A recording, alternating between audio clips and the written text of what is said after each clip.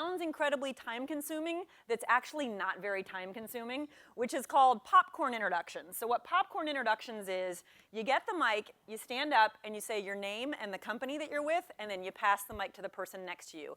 And we are going to zip around the room and hear who's here, and that'll help you know either for your conversations in this session or who you want to sit next to at lunch later, who we've got in the room. So I am going to make my way to our first popcorn introduction person, and then I'll just help keep the mic going around the room. There we go. Sherry Austin, Royal Bank of Canada. This is the Canadian table. I'm Marie Rajic with TransCanada Corporation. Hi, Jennifer Chow from Barclays. Dawn Gibbons from Target. Tammy Wise, Vanguard. Sarah Sasaki, PG&E. Marlene Ibsen, Travelers. Mike Newman, Travelers. Patricia Devereaux, MasterCard. Good morning, Sasha Cantu, BBVA. Christine Newman, Bristol Myers Squibb Foundation. Hugh McStravick, PNC Financial Services. Siobhan Kenny, Applied Materials. I'm Bruce Charendoff with Sabre. Heather Nestle with New York Life. Maria Collins, New York Life. Terrific. Some of our insurance companies over here. Okay. Deborah Benton with Southwest Airlines. Teresa Sauls with Centerpoint Energy. Enid Wallace Sims, Delmarva Power. Good morning, Catherine Walsh from Coty. Michael Strike, CECP. Leah Cartagena, Citigroup. Rachel Ibarra, AT&T. Travelers. Suzette Brissett, Coty Inc. Kristen Scheider, Citigroup. Okay. Amy Sears, UBS. Christina Raykop, Devon Energy. Rafferty with BD. Rabstinek-Nichols, Interpublic Group. John Pacheco, U.S. Bank. Kate Diebold, BNY Mellon. Lois Steele Carlson. Charlie Agee, Altry Group. David Barish, GE Foundation. Good morning, Janice Parks, McDonald's Corporation. Okay. I'm coming your way, guys. Julie, I'm going to start with you. Julie Gerke, Walmart. Lauren Cunningham, KPMG. Glenn Northington, Target. Ms. Johnson Wright, Capital One. Charlie Lewis, Adobe. Frank Romeo, UPS. Don Bernhard, PPL. There, Entergy. All right. This time with feeling. Joe Wall, PNC. Mary Linda Andrews, GSK Pharmaceuticals. Remy Noble, Humana. Greg Carter, Humana. Dana Pancrazzi, FB Heron Foundation. Lisa McDougall, Goldman Sachs. Christine Salerno, Marsh McLennan Companies. Maddie Gardner, Discovery Communications. Kathleen Reardon, Citizens Financial Group. Terrific. Well, thanks, everyone. I appreciate your patience with an exercise like that. But I think what we just learned is we're going to have some pretty fantastic table discussions, because I think at our tables we've learned that we have a lot of great companies represented in a nice mix of industries, too. Well, so now let me share with you who's actually up on stage. I will assist your popcorn introductions. We have Greg Hills, who is a managing director of FSG. And Greg has been in the consulting field for 20 years, 10 of the most recent ones and counting at FSG, and leads the company's global development practice. So you'll see Greg's name behind a lot of the most influential white papers and practitioner reports, particularly around the subject of shared value, and we're very lucky to have him here to represent FSG's thinking on collective impact. And then next to him is Plam Faraday, who's the president and CEO of the City Foundation, a longtime city employee, and not always in the foundation, in the HR function, in consumer retail. And she's got a big job. City's active in over 89 countries and tries to bring a more than philanthropy approach to the way that you get tough social work done. And I think that's where collaboration comes in. So what I'm going to start with is asking our two panelists here to provide a little bit of context in terms of what this discussion is going to be about. And once we've heard a little bit from them on that, I'm going to take a pause and make sure that I understand what you all are trying to get out of this session. So I'm going to look for 1 or 2 or 3 volunteers to tell us what it is you're hoping to learn in collaboration, what brought you here today, and we'll try to make sure that we cover off on that before the session's over. So let me start with the very basic question, almost a define your terms question. And I'm going to give this one to Greg, which is, do we have a definition of collaboration? What's the difference between writing a grant and being a collaborator? Great. Thank you, Margaret. It's a pleasure to be here, and it's great to see everybody filling the room. He's not on mic. Better. So the term collaboration, it's one of those things that a lot of folks can define differently. I think about it more as a spectrum versus a yes/no, and a spectrum from doing something that's a typical funder-grantee relationship, public-private partnership type of arrangement, to funder collaboratives, to multi-stakeholder coalitions, and you've heard a lot of those terms. And then at the far end of the spectrum is this notion of collective impact, and that's what I'll sort of double click on. But just it'd be curious, sort of show of hands of the people in the room that have heard about the term collective impact. Okay, so it's a good 75, 80% of the room. So at FSG, we're a mission-driven consulting firm. We actually were the sort of originators of the term. We haven't actually created necessarily sort of that actual effort in happening with folks beforehand, and folks know the Strive partnership in Cincinnati that we sort of reflected in the article that where we sort of coined this term. Having sort of written about it and codified it, it really has sort of taken on, and folks have used the notion to energize their communities around it, and to really sort of provide a framing to a lot of the work that a lot of very effective cross-sector collaborations have had. So I'll provide a sort of a brief description of what that is, just so we understand what it is, and I'll go into more details later. But so we define it as a commitment of a group of important actors from different sectors to a common agenda to address a specific social problem. Okay, so you've got a couple of pieces there of sort of different sectors, common agenda, and a specific problem. And we define sort of 5 elements that are conditions of success. So first is that notion of a common agenda, or shared vision, if you will, for what everyone's trying to achieve, versus just sort of all being generically in education.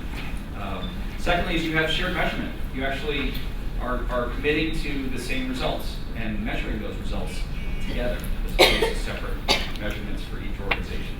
Third, you have mutually reinforcing activities. That means that not everyone's doing the same thing, but you're doing what you're good at, and those are working together to make a whole. Fourth, you have continuous communication. So, regular meetings, the senior people coming together to talk about things, so that these things are not once a year you come together and talk about the same issue and say, yeah, we should do more about that. It's really about working together and communicating very, very closely. And then lastly, I think this is the most important piece that we often don't see when sort of local coalitions are not working, is the notion of a backbone organization, or a backbone sort of function.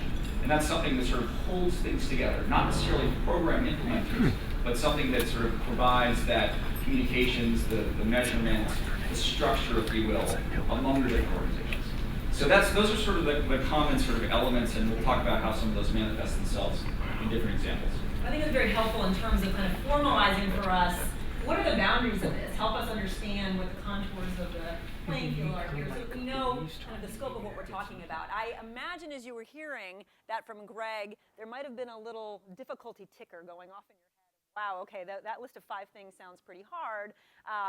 We're going to get into the motivations of why you might do it anyway in a minute. But first I want to hear from Pam.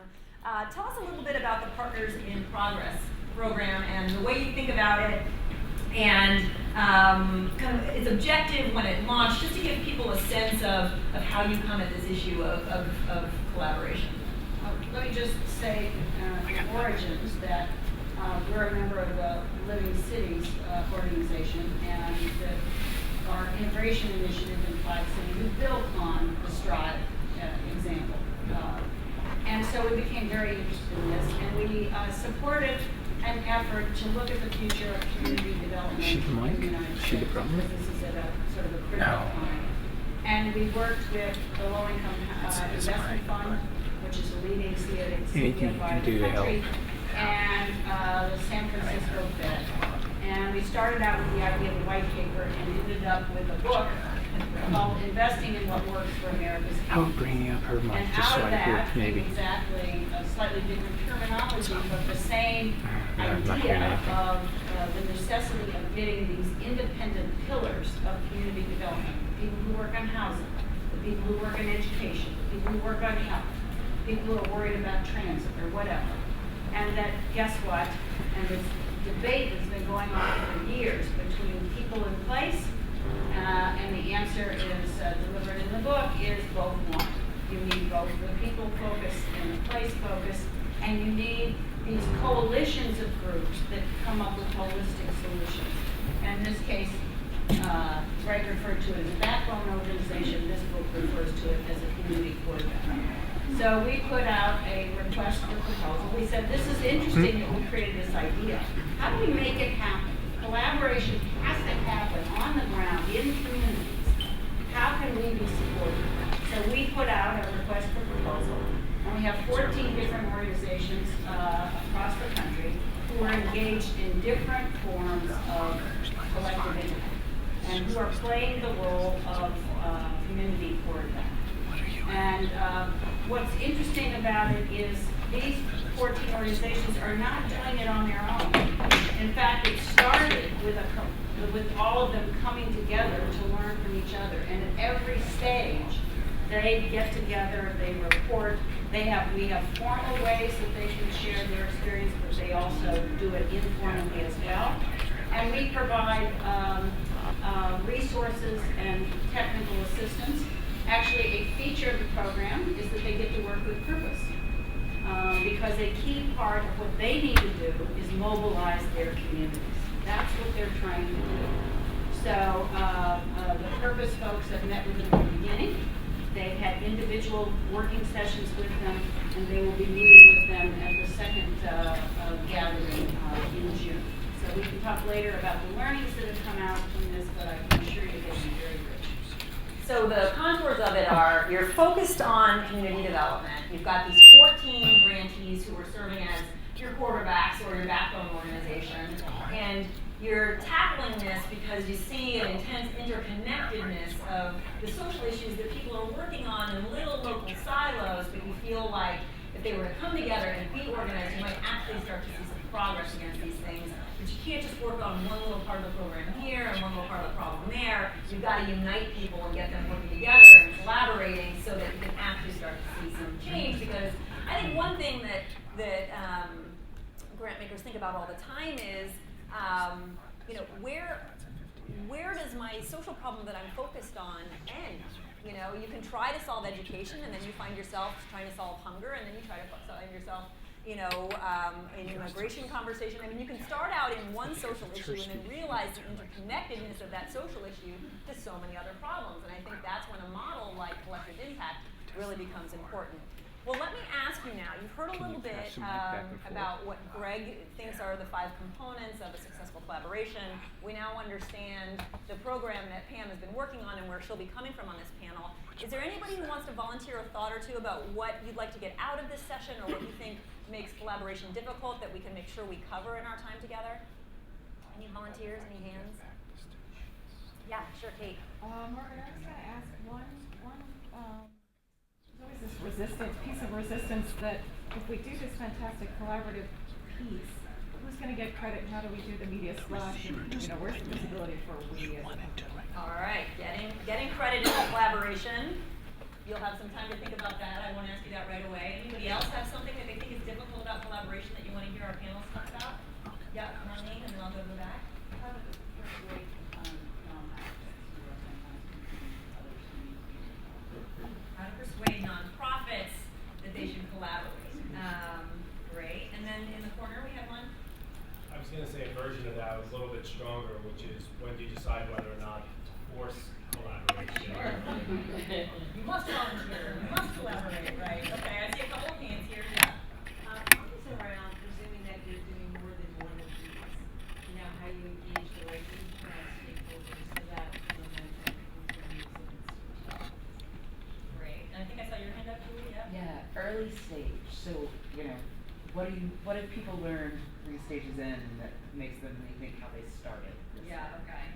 If you could go back in time.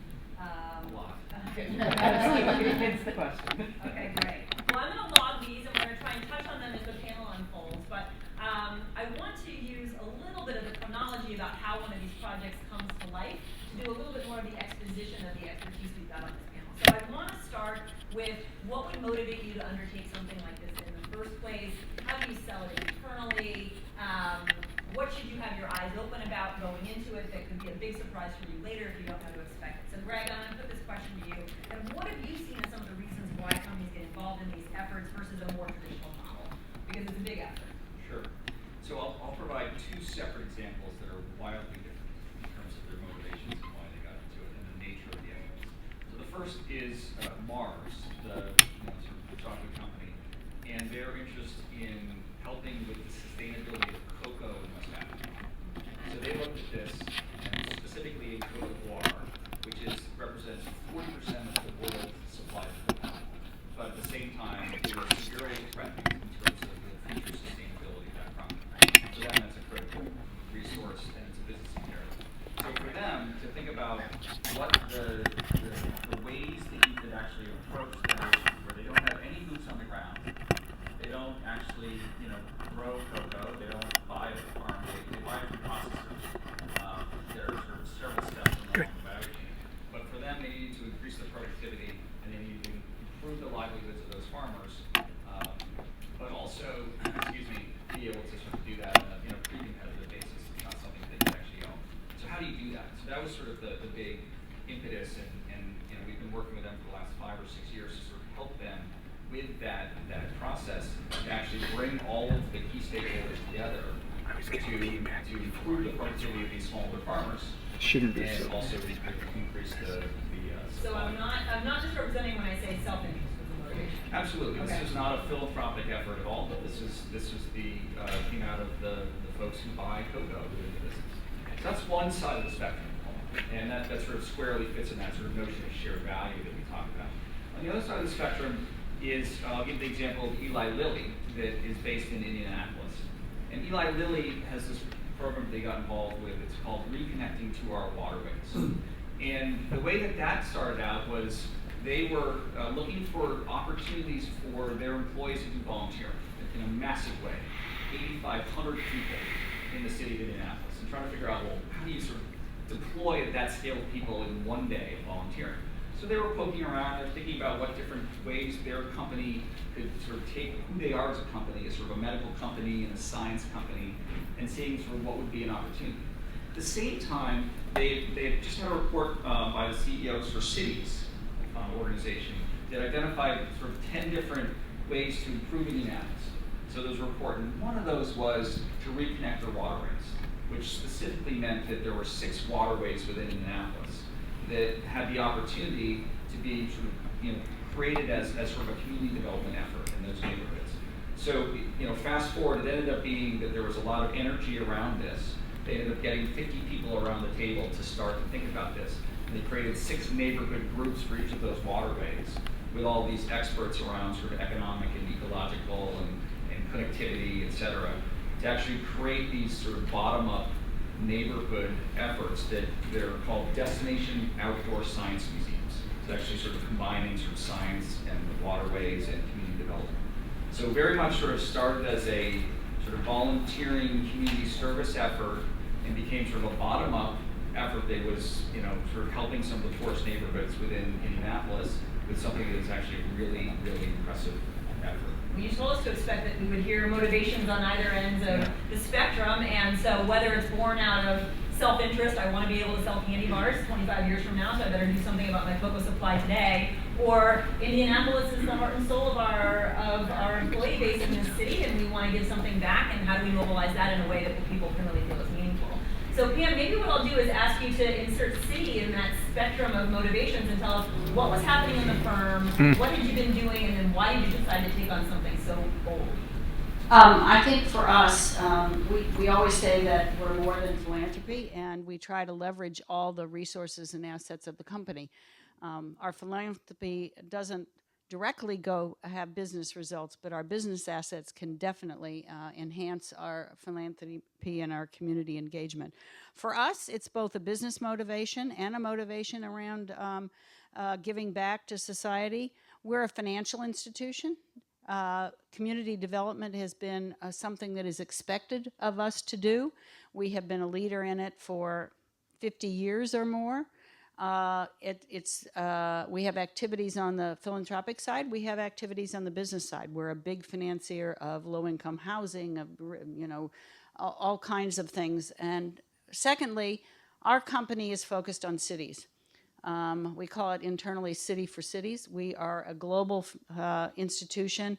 We have we used to say that we have on-the-ground operations with people in 110 countries. Now we say we're in 150 global cities. So it is the combination of the importance of community development, which is using our skills and abilities. It's a focus on cities, and it's building on a long tradition of being engaged in community development. So we said, where is community development going in this country? And we started out with a thought leadership piece. That's what the book was all about. And then we said, but one of our imperatives is to not only contribute to thought leadership, but actually getting things done. And I actually think in this project, in this initiative, it's much more than a project, we are contributing to both. Things are happening in these neighborhoods. Right here in New York City, one of the efforts is in Brownsville, one of the communities in Brooklyn that has not been gentrified. Believe it, there are some communities that have not been gentrified in Brooklyn. And in other communities, we are doing stuff on the ground that makes a difference. In Brownsville, they have an objective by 2017 to employ 5,000 residents of Brownsville. That's their objective. So some of it can be right here in the here and now, but I think we're also contributing to the learning of what works in collaboratives and what's hard and what needs to be done to prepare community organizations to really be effective quarterbacks.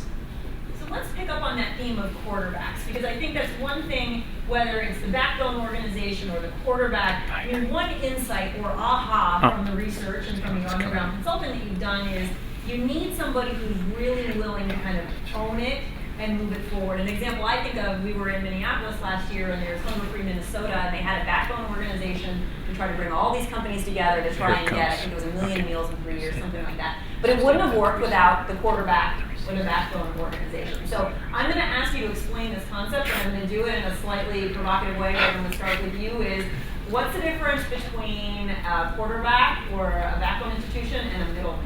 In other words, why is this an important layer? Why is this something that's necessary as opposed to just a redundant feature when you could go to these other organizations yourself?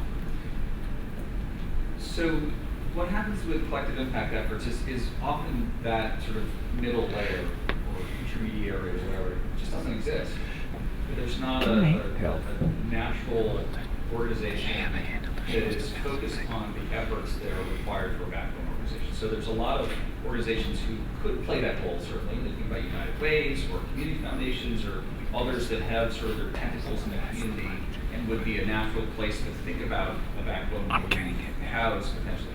But they're often not serving the role of connecting all of these organizations to a specific shared agenda with shared measurement, et cetera. So it's it needs to be sort of created, whether it's an actual nonprofit itself, or whether it's just a function. It doesn't matter. And I think that, in the experience that Lilly had, they didn't create a backup, like a separate nonprofit, and the various participants, once they started getting funding from various sources, which I can talk about, they actually wanted to create a backup, but they resisted it. They said, no, we've got enough nonprofits. Okay. What we need is for folks to just be doing the differentiated activities, and we can, have this organization receive the Kresge money, and this organization receive the money from the Community Foundation, and this organization can, receive the National Science Foundation money, and they sort of work together on it versus one organization being set up. It's a 501c3 that has all those reporting requirements, et cetera, because that's sort of extra time and effort. Other situations we've seen, folks have actually created an organization and it makes sense. Yeah.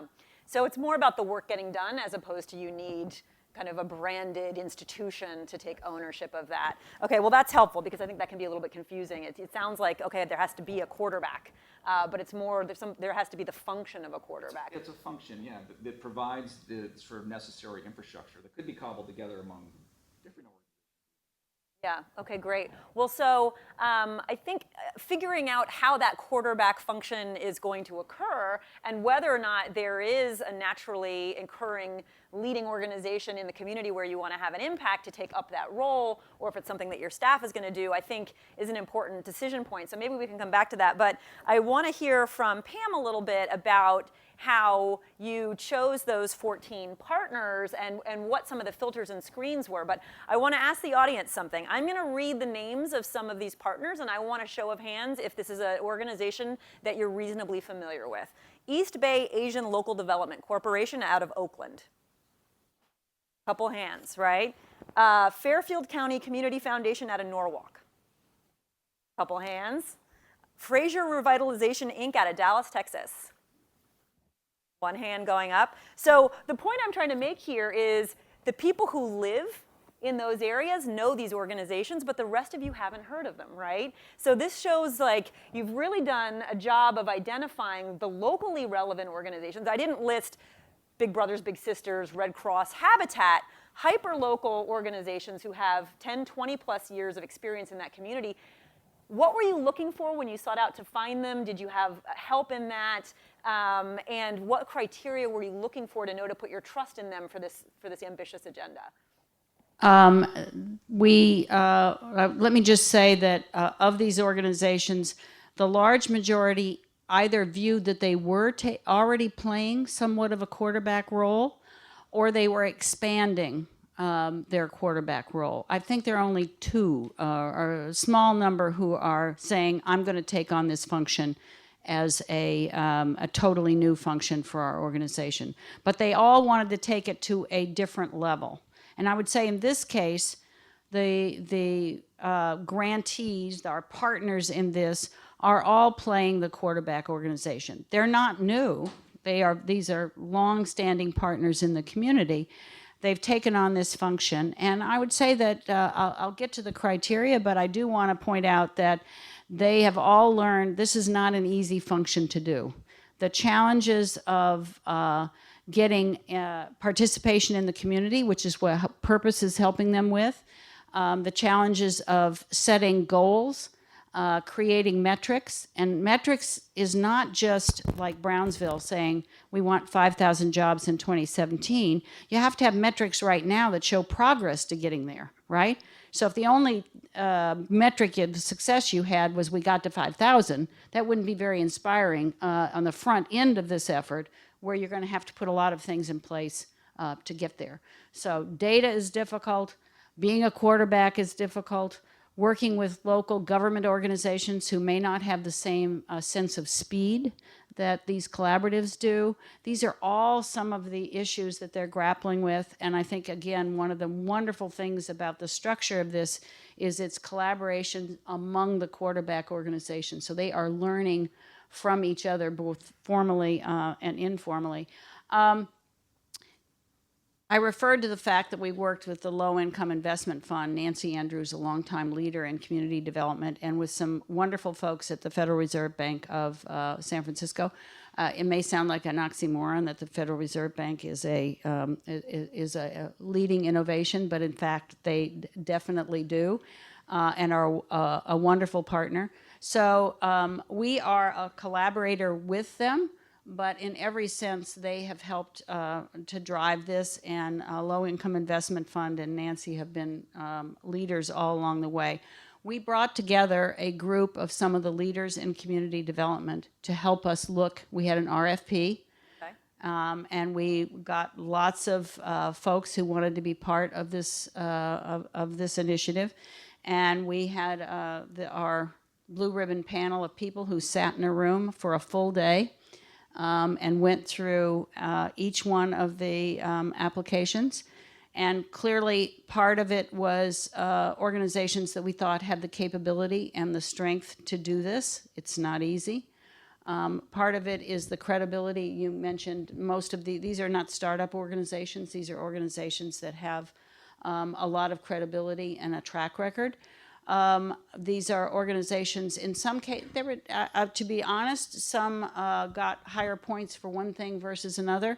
There were some where a charismatic leader makes a difference because we want to get the word out, and we want a thought leadership component to this to come out the other end. So we had a robust set of criteria. We City Foundation could not. We were one vote among many in the room. I wouldn't say that we were not influential. But it clearly was a group decision of a group of people who know this field well. So for me, there are two major insights to come out of the comments you just shared that tie back to the question about, it was asked in a couple of different ways, how can you encourage your nonprofits to collaborate with one another, or like when do you decide whether to force them to collaborate with one another? I think what we're hearing from Pam is, with this RFP process, people are self-selecting to say, I want to be part of a collaborative process. And then it's your backbone organization or the community organization that's saying to its peers, we want you to collaborate. So it's not necessarily City that's sending out that message. It's this organization that's very relevant to that organization, to that community that's been there for 20 years saying, we think collaboration could help. We think working together could help. So, I mean, is that a mischaracterization? No, but I want to add one thing on the communications. Sure. Someone asked, how can you get credit, quote unquote? Yeah, let's touch on that. First of all, doing an RFP is a wonderful way to communicate to a very broad audience. Not everybody's going to get selected, but a lot of people are going to know that you're active in this field. Not a bad way. It creates a lot of work, but that's one of the key advantages. Secondly, it depends on what your audience is. I mean, it matters to us a lot that we be viewed as a leader in the community development organizations across the United States. So our objective was not necessarily to communicate to 100 million consumers in the United States. We have a much more targeted view. Thirdly, I would say, again, we're very targeted on cities.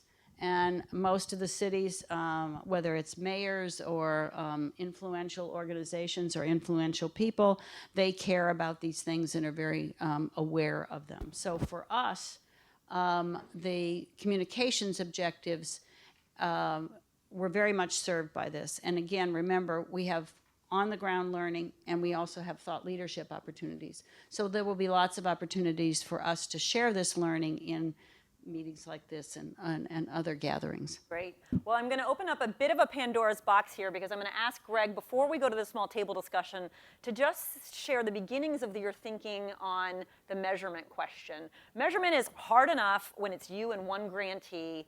Now you're talking about 14 or more organizations in this network, or the other examples that you referenced. Can you tell us what some of the challenges are with measuring these initiatives and give a taste as to how people can start to shape their thinking to be able to meet those challenges? Yeah, so it's no secret to the people in this room that measurements, even if you're just one organization doing sort of grant making to one or several grantees that are in a similar type of activity, is super challenging, right? There's a lot of things that are happening that are out of your control. There's the sort of contribution versus attribution question. There's sort of the sort of short-term, medium-term, long-term outcomes question. There's the what's the value to the business versus what's the value to society. And that's all before you start talking about working with others. Right? That's all before you start talking about working in a collective impact environment. So it's a challenging sphere, one. Two, when you start talking and working with others around sort of a common agenda, you need to subordinate some of these own sort of interests around sort of business value and sort of social impact that you've designed. And you're almost sort of giving in a little bit to this collective sense of what's important. And that requires some level of sort of maturity and trust in the process. Sort of this collective impact is as much about the process as it is about sort of how you, whether you're addressing the issue or not. So you sort of have to give over to the process and let the identification of the indicators, the identification of the goals, the identification of the how you're going to measure those be determined by the group and led by the steering committee. And then to sort of have that be how you measure the success of the collective impact effort. And then going back to your own organization, there's things you have to track and sort of report up to your bosses as to what is the progress in terms of some of the process metrics, et cetera. And that can be part of that. But I think that the orientation for this really does need to be about sort of what is the sort of collective impact effort going to be measuring versus what are we going to get out of it today and in 6 months and in 12 months. And FSG has released a series of reports that are free on your website about how to evaluate collective impact. And there are there's some suggestions. There are some great suggestions as to kind of how you think about it. And I think that's an important point you made about process with regard to measurement.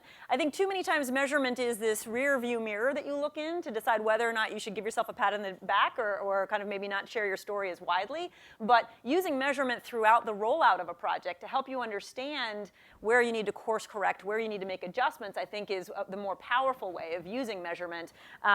So I think the fact that you highlighted process with regard to measurement, I think is very important. Yeah. So what we're... The question about sort of the early stage and the lessons, I mean, I think that the measurement process actually is very different at the beginning when you're just sort of developing it and figuring out what the process should be. And that's very much the sort of notion of a developmental evaluation, which some folks are probably familiar with, versus when you're getting into sort of the medium stages where you're looking, more sort of what some of the progress on your indicators are, and then ultimately the summit evaluation at the end. So it's actually very different types of activities, much like you would with any other effort, but that applies also to collective impact. So you set a commitment to measurement in the beginning, but the measurements themselves change over time. I'm going to take one question now, and then we're going to go into table discussion. Yeah.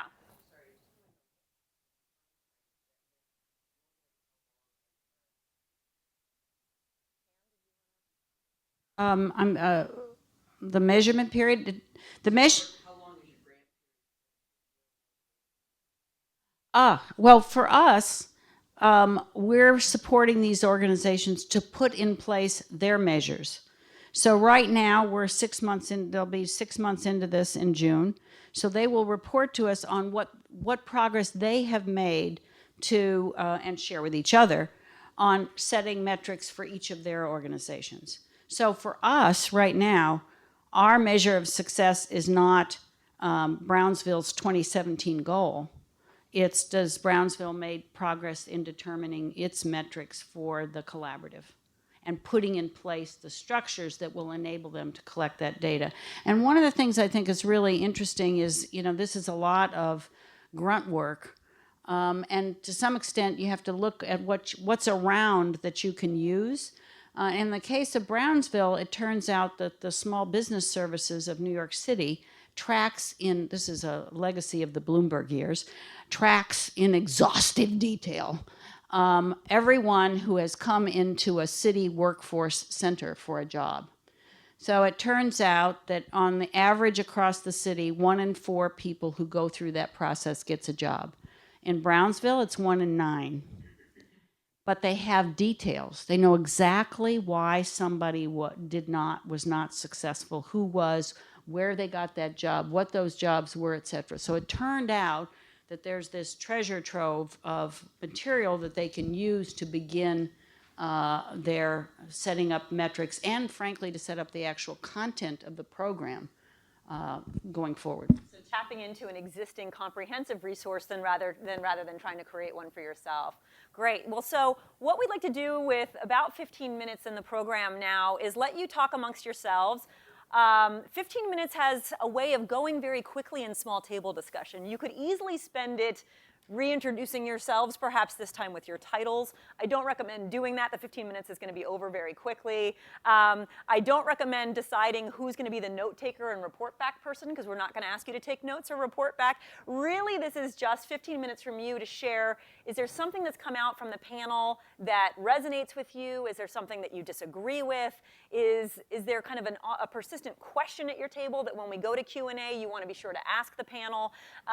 So we have some suggested questions for you, one being, what types of collaboration has your company been engaged in, and how does that compare to what you're hearing from Pam and Greg? Or do you see potential for your company to play a catalytic role? But really, it's to help your tables get the most out of a chance to talk to one another.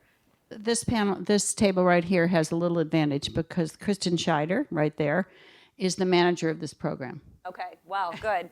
So use the next 15 minutes however is most impactful to you. I would ask somebody at each table to be brave and kind of make that first comment to get the ball rolling, perhaps about a collaboration that you've done or one that you've seen work, and then we'll pull everybody together in about 15 minutes.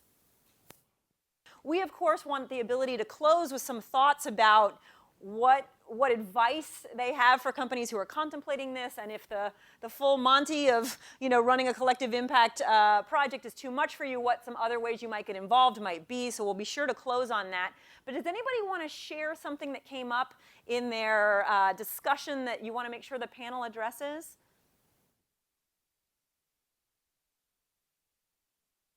No immediate questions? I mean, I think one thing is we were doing a little bit of snooping, I think, a little bit of eavesdropping. I think we've become used to that as a society now. We were doing it here. Is who sets the goals? Okay, great. So I'll ask a quick question of saying, for some people, I think there might have been a reaction. So wait a minute, you're letting these organizations set their own goals. You're not telling them what goals to have. Was that a mind shift in Citi to take that approach, or in some of the client work that you've done? How do people think of that when they're used to being the goal setter?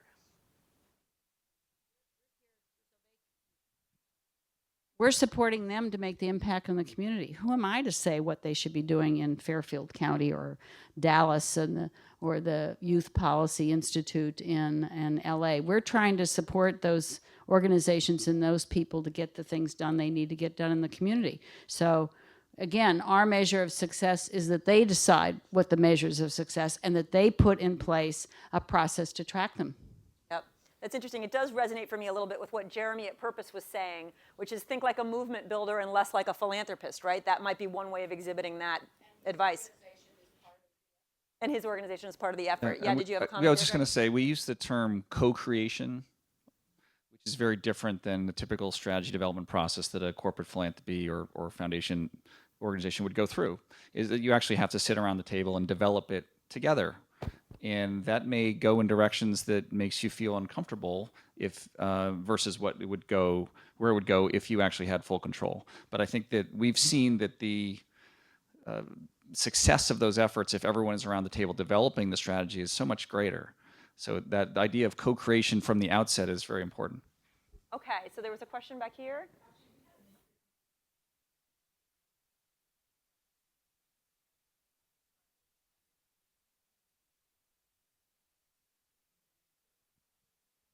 Interesting. So kind of, are you thinking about HR, marketing? How did I know? Okay.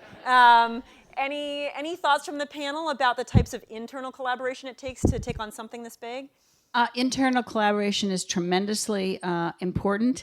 It's nice that inside our company there's a lot of effort on, there's a Citi Collaborate site where employees are encouraged to collaborate. There's a lot of focus on internal communication. And I have to say, in a little mini way, increasingly the internal office arrangements are all open space. And it's just fabulous. Many years ago, I actually had to work on a bank platform And people said, oh, how can you work out there when there are all these people around and calling customers and whatever? I thought it was great. And so I do think that the world is changing to collaborate internally. All the young people who are going to work don't want to go to work in cubicles and offices and blah, blah. They want to get out there, and success is collaboration. And I think what we've learned is it's collaboration from the very beginning, from the get-go. So I guess the old model was, okay, well, we design this little program over here, and then when it's all ready and done, then we go over to the communications people and say, oh, can you design a communications program for this? So now you got to get everybody, the internal communicators, the external communicators, the program people, the marketing people, all those people at the very beginning. And that's when you have a better chance of really getting collective buy-in internally. But it is tough in a big company. I think that's a very important point, and I see it not only what you're talking about, an internal collaboration, but also, you know, cross-company collaboration, where you can sometimes think that what you're doing is collaboration, but what you're really doing is kind of telling people that they should do your project with you. And I think there's a very big difference between, let's collaborate on this thing that I'm doing. It's like, well, is that really collaboration, or is that just, you know, something else with the word collaboration pasted on top? So I think that's a good point, that it's about joint ownership and buy-in and co-creation, a word that you used earlier. Okay, what other questions bubbled up? Yeah? Push on that a little bit. Just with the Mars example that you used, Brandon, I think that sometimes with the internal collaboration, it is like a business function and then a philanthropic or a charitable arm, and the predominant impetus for the project is a business. There's a business reason. When we talk about internal collaboration, I think there's sometimes a lack of clarity when things arise, because generally most of our programs that we do in the community are driven through a community relations function. And when a project arises driven by the business that has community benefit, I think for us internally, sends us into a little bit of a spin, because we're really not quite sure how to collaborate in that way when it's not something that we have grown and nurtured and we're going out and trying to convene people and get them excited around. It is all of a sudden, like, we need to do this for business. Community relations team, you need to now come along. There's a lack of clarity around, well, who owns the roles all of a sudden. They're kind of reversed, and who pays for it, and who makes the ultimate decision. So in those examples, how does that look? Luckily, we have a global expert on shared value here. So the advice that I often give is that it's what's really helpful is to identify the intent or motivation by which you're doing any of these activities. So some of them are for sort of community engagement, local community involvement. Some of them are because your important stakeholders are involved and it's relationship building that you're doing. And some are more sort of core business shared value type efforts. And being clear about the motivation and the strategic intent, if you will, of those efforts really helps to sort of take down some of those barriers about, well, should I be involved, and why are we doing this? Is this PR, or is this about the access to our precious commodity? Is it, you know, how are we doing this? Why are we doing this? I think sort of having clarity on sort of what you're doing, how it fits into the portfolio, helps to really bring people together around the same issue. You know, the other thing I'll say is, you know, there's a question that was earlier about sort of this sort of media, sort of PR aspect of it. How do we sort of, you know, get credit for what we're doing? And I don't want to let the session go without hitting this one directly. With collective impact, companies need to sort of check their sort of PR orientation at the door. That's not to say that there's not a communications benefit, but if you come in with the mindset of, how am I going to get a really good headline? How am I going to get X number of media hits because of what I'm doing here? That's the wrong orientation. The orientation should be about the problem that we're seeking to solve, what's required to address that issue, who needs to be around the table, and you have to subordinate the communications objectives around that so that you can have trust in the room, so that folks around the table don't think you have an ulterior motive. And you know, the Lilly example I talked about, the reconnecting to our waterways in Indianapolis, they had to spend time to get over this distrust of what's a private company doing with this, or, you know, what's their ulterior motive? Are they trying to sort of benefit from this in a certain way? And once they sort of established that trust and got into it, it was actually much more effective. But there's natural inclination to worry about what's the company trying to get out of that. And it's, I will say it's not just companies. Foundations have the same challenge, and nonprofits. Everyone wants to get credit for things for different reasons. And that needs to be subordinated in order to sort of have the collective impact effort be raised as sort of the highest priority. It's not that you can't have a PR agenda for any type of activity you do, but you're just recommending against it for this particular type of coalition building. Yeah, and you shouldn't lead with it, right? That shouldn't be, again, it gets to motivation. If this is about something where you really want a communications play, don't try to do a collective impact effort, because I think it's really a different outcome that you're going for. Well, I think that, one thing that I've noticed in talking to companies over a number of years now is that sometimes we let ourselves get away with a very vague answer to the motivations question. Why are we doing this? Well, we want to improve the communities where we live and work, or well, because we think it'll be good for the business. But you have to kind of shave the motivation question a little bit more finely than that in a way that helps you navigate trade-offs. Right? So if strategy is about trade-offs, deciding what you will do and what you won't do, if you answer the motivation question too broadly, it's not going to be much of a guidepost for you when you try to have to navigate some trade-offs if what you're trying to do is just do good. So I think clarity around the motivations, which you were emphasizing, is important. And sometimes we think we've answered the motivation question, but we probably haven't given it a level of specificity that's going to actually help us make some real tough decisions when it's time to make those decisions. What other questions are out there? Yeah. Have you seen any examples where the quarterback is more an individual than an organization, especially in cases where you have multiple funders? So you need somebody who travels comfortably, not just in the community, but can communicate with multiple CEOs who are making funding decisions. So I'm not thinking of one sort of off the top of my head. That's not to say that they don't exist. But, typically the quarterback or backbone function is not a massive staff. It's usually, the Strive partnership example in Cincinnati was 2.5 FTEs total, to get started. So that's pretty small. In Indianapolis, they had a steering committee that had representatives from, one of the universities, from Lilly, from the mayor's office, and they met monthly. But they only had about a half of a communications person that was full time. So it wasn't that much in terms of actual capacity. So you could imagine that function being served by one person, certainly in collaboration with others. I'm going to take Heather's question next, and then I want to save a couple of our final moments together to get a little bit into the nitty-gritty of what does this really take, and if you're not up for Pam's answer on what it really takes, hearing from Greg, what are some other options for how you might take the spirit of this forward? Okay, so Heather. Yeah, it's really a tactical question and sort of tips and tricks for that quarterback role and how to control that collaboration. Because at some point, you want to get everyone's input, you have a lot of partners there, but how do you keep it moving and get decisions made when you don't want to be that totalitarian, and okay, great. You have to have a governance structure. That's got to be put in place right from the get-go.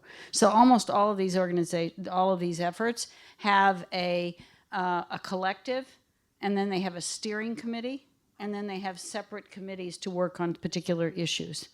But it's very important to have a structure that's credible to everybody, because this is collective impact, not, gee, I'd like, again, the wording. It's not, will you help me, the quarterback, accomplish my objectives? No. It's got to be the collectives. So a governance structure, and then this clear metrics implies shared goals. So you have to decide what you're trying to get done, and get agreement from everyone up front, and then start to create the data and the systems that will enable you to track success. And the genius of what I think was one of the originals, which was the Strive network, was a tremendously complicated, it's a big collaborative, anchor institutions and businesses and but actually the goals and the criteria were pretty simple. Complicated to get done, but very much very clear in terms of everybody feeling they had a stake. Well, maybe I'll just leave it actually with Pam for a second, because you've started to give some indication here of creating governance structures, issuing RFPs, you know, all of this. You've given us a taste of what it's taken. Let's just hear the rest of the story in terms of how many people, how many years, how much money. I mean, what did it take to play the role that you've been playing? Well, we made a decision to start this as a one-year basis and then to learn from it and then decide how do we want to structure this going forward, because we hadn't done something like this. So this is $3.5 million, I think, Kristen? 4.2 million. $4.2 million for 1 year. And it involves a lot of technical assistance, a lot of engagement of multiple people on our side, as well as orchestrating, for example, the purpose is one of the resources. So it's a tremendous investment of time, money, attention, focus. But remember, the origins of this go back like 3 years. We started with this, where is the future of community development going? We then produced the Investing in What Works in America's Communities, the book, which had 3 cabinet secretaries and luminaries who wrote those chapters. I didn't mention earlier that we then took the book, quote unquote, on the road, and different Federal Reserve banks around the country sponsored one-day convenings so they could talk about what is collective, what is this model of the quarterback and future of community development. What is it in Boston, Dallas, LA, San Francisco? And again, that leads to the next part of it, which was about how do you put it into practice, and it is in very local organizations, as you discovered when you asked for the hands to be raised. The 2 people who probably know Fraser are from Dallas, and the 2 people who know about Fairfield are probably from Connecticut. Right, great. Okay, I think you have some words of caution and some words of inspiration to close us out, Greg. You know, how would you provide a little bit of closing advice here for how people think about what might be appropriate for them? Yeah, so one note is that collective impact is not for everybody. You know, it's not for the faint of heart. It's super challenging and messy and nonlinear and dynamic. So there needs to be a readiness in your organization to take this on. If you've got limited budget, or if you've got an environment in which you need to show sort of lots of hard numbers and of results in a near-term basis, and not a patience and understanding that social change, particularly around complex issues, particularly with multi-stakeholder efforts, requires time, requires some course correction, requires being very adaptive. If that's not something that is ripe within your organization, then it's probably not the right timing. That said, as you think about what the opportunities are, and corporations being a critical player in terms of addressing some of the most complex issues that are facing our communities, whether it's healthcare or education or economic development or environment, everyone in this room needs to be at the table. And it's critical that we have these multi-sector approaches to solving these problems. So if you're not, sort of ready to be at one end of the spectrum in terms of being really a supporter and catalyst and funder of things, that's not to say that you can't be involved. So there's a whole spectrum of ways you could be a participant. So in the Strive partnership in Cincinnati, GE and Procter & Gamble were involved not as catalysts, not as big funders, but as participants. They supported, and they provided some in-kind contributions. And GE's Six Sigma black belts came in and helped with quality improvement, that type of thing. So there are ways to get involved that don't sort of involve being the full Monty, if you will, to borrow Margaret's terminology. So I think that from my perspective, this is a trend that is certainly picking up steam. It's something that you all should be considering in terms of how your organization can engage in a productive way. And I guess the last thing I'll say is that there are a number of resources that we have. Margaret referenced them on several websites. One is the collectiveimpactforum.org, which is a sort of essentially a community of practice around collective impact for practitioners that has various tools and case studies and videos of people doing things and how to be a backbone and all of these things, the new report that Margaret referenced. So I'd encourage you to go there, sign up. It's free to sign up and join the community if you're interested, because you can learn from others who have blazed this path ahead of you. And resources for all the sessions that you'll experience over the next 2 days will be aggregated on CECP's website to follow up from the summit.